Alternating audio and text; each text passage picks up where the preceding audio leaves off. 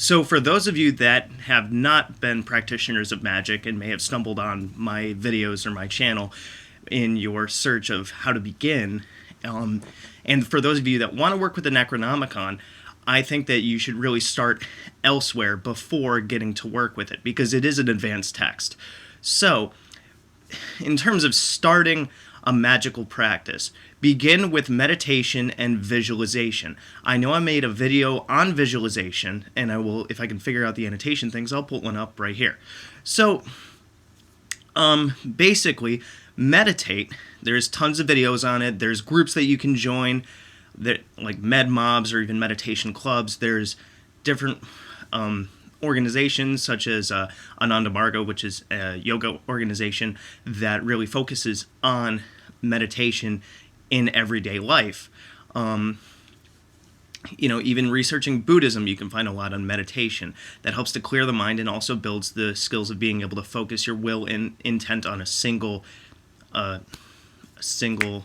what's the word? Just a single thing, a single focus, a single task. There you go. I got it. Now, after practicing meditation and visualization, begin to pick up some books.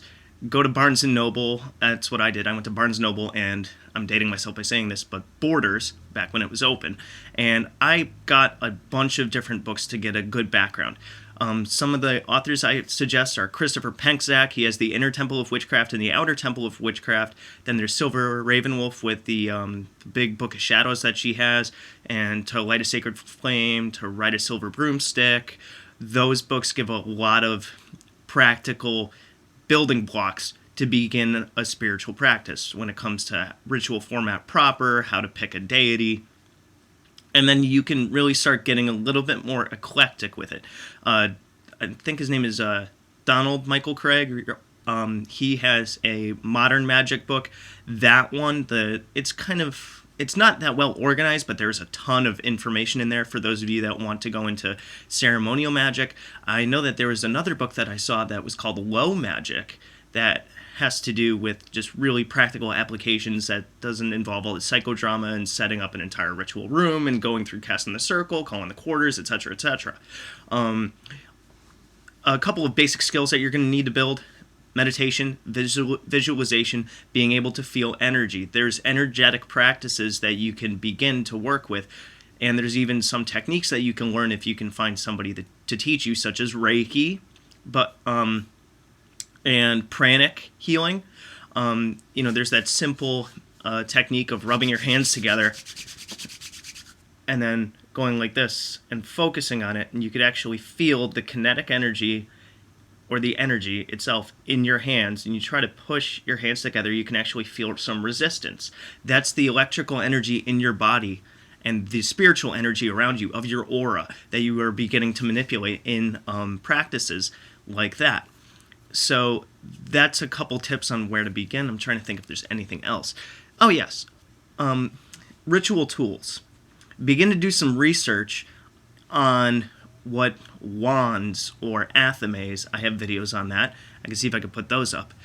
And other tools such as, let's go with the ceremonial basics. You have a cauldron, a bowl, a censer, or an incense holder, an athame, a wand, a robe, or even, a special necklace. A lot of people that begin to delve into paganism really like to find a pentacle or wear one. I got this. That's on me at all times.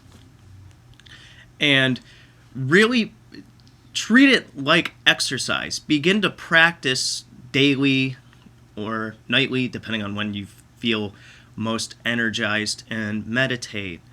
Do some prayers. Oh, there's a book, it's called A Book of Pagan Prayer. It's quite pricey, but it can give you a very, very good idea of different ways to start creating your own prayers or recitations for working with different deities. A word on worshiping deities. You can worship whoever you want, whoever you feel an affiliation for or a gravity towards. You could even switch deities over time. You could switch different systems over time.